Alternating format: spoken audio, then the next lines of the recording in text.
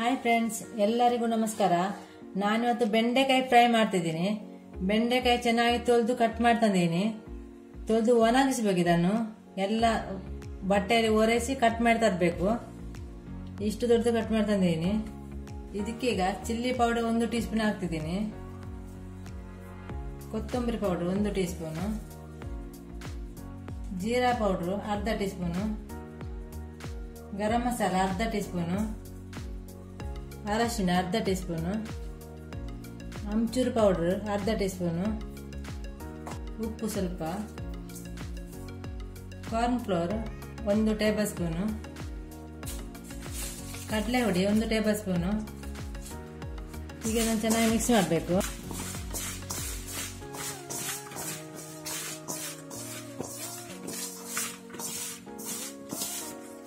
ಈಗ ಸ್ವಲ್ಪ ನೀರು ಹಾಕ್ತಿದ್ದೀನಿ. ನೀರು ಹಾಕಿದ್ರೆ ಸರಿ ಮಿಕ್ಸ್ ಆಗುತ್ತೆ.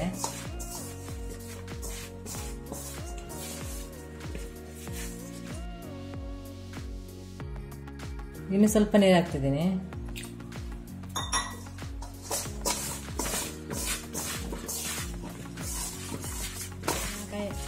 ಈಗ ಚೆನ್ನಾಗಿ ಮಿಕ್ಸ್ ಆಯಿತು ಮಸಾಲ ಎಲ್ಲ ಬೆಂಡೆಕಾಯಿಗೆ.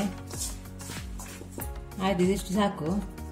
ಈಗ ಒಂದು ಕಡಾಯಲ್ಲಿ ಎಣ್ಣೆ ಬಿಸಿ ಮಾಡ್ಲಿಕ್ಕೆ ಇಟ್ಟಿದ್ದೀನಿ. ಸ್ವಲ್ಪ ಎಣ್ಣೆ ಇಡಬೇಕು, ಜಾಸ್ತಿ ಅಲ್ಲ, ಸ್ವಲ್ಪ ಇಟ್ಟಿದ್ದೀನಿ ನಾನು.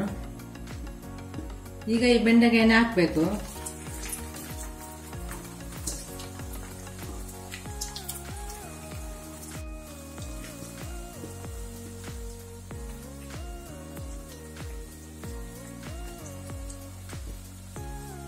ಸ್ವಲ್ಪ ಬೆಂಡೆಕಾಯನ್ನು ಹಾಕಿದ್ದೀನಿ. ಒಮ್ಮೆಲೆ ಹಾಕ್ಲಿಕ್ಕೆ ಆಗುದಿಲ್ಲ. ಈ ಬೆಂಡೆಕಾಯನ್ನು ಹಾಕಿದ ಕೂಡಲೇ ಸ್ಪೂನ್ ಹಾಕಬಾರ್ದು, ಸ್ವಲ್ಪ ಫ್ರೈ ಆಗಬೇಕು, ಆನಂತರ ಹಾಕ್ಬೇಕು ಸ್ಪೂನು. ಸ್ವಲ್ಪ ಫ್ರೈ ಆದ ನಂತರ ಸ್ಪೂನ್ ಹಾಕಬೇಕು. ಮೆಲ್ಲ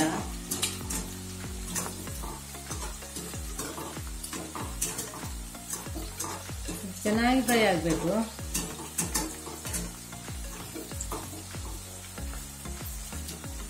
ಸ್ವಲ್ಪ ಹೊತ್ತು ಫ್ರೈ ಆಗಬೇಕು. ಈಗ ಬೆಂಡೆಕಾಯಿ ಚೆನ್ನಾಗಿ ಫ್ರೈ ಆಯಿತು. ಇಷ್ಟು ಸಾಕು. ಇದನ್ನು ತೆಗಿತಾ ಇದ್ದೀನಿ.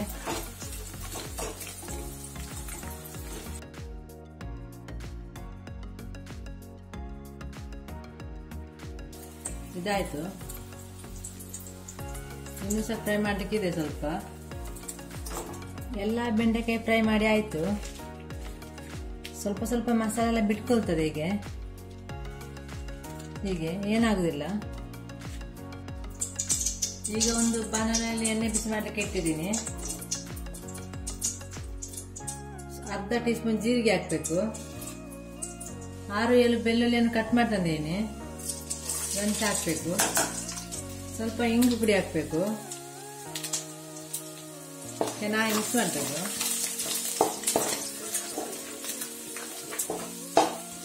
ಈಗ ಈರುಳ್ಳಿ ಹಾಕಬೇಕು 1.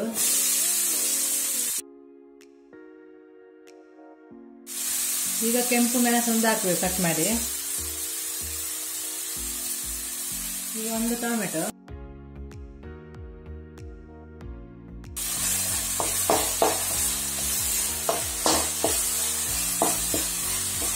ಎಣ್ಣೆಯನ್ನು ಸ್ವಲ್ಪ ಫ್ರೈ ಆಗಬೇಕು. ಈಗ ಸ್ವಲ್ಪ ಫ್ರೈ ಆದ್ಮೇಲೆ ಇದಕ್ಕೆ ಚಿಲ್ಲಿ ಪೌಡರ್ ಹಾಕಬೇಕು 2 ಟೀ ಸ್ಪೂನು.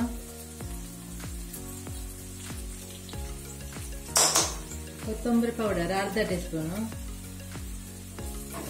ಚೆನ್ನಾಗಿ ಮಿಕ್ಸ್ ಮಾಡಬೇಕು. ಇದು ಸ್ವಲ್ಪ ನೀರು ಹಾಕಬೇಕು.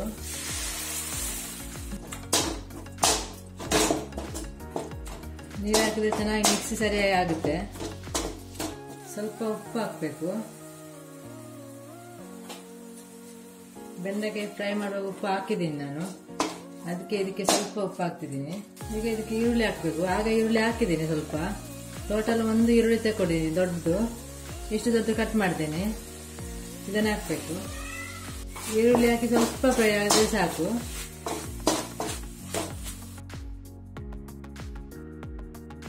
ಇದಕ್ಕೆ ಕೊತ್ತಂಬರಿ ಸೊಪ್ಪು ಸ್ವಲ್ಪ ಹಾಕಬೇಕು. ಈಗ ಇದು ಎಣ್ಣೆಯಲ್ಲಿ ಚೆನ್ನಾಗಿ ಫ್ರೈ ಆಯಿತು. ಈಗ ಇದಕ್ಕೆ ಫ್ರೈ ಮಾಡಿದ ಬೆಂಡೆಕಾಯನ್ನು ಹಾಕಬೇಕು. ಚೆನ್ನಾಗಿ ಮಿಕ್ಸ್ ಮಾಡಬೇಕು.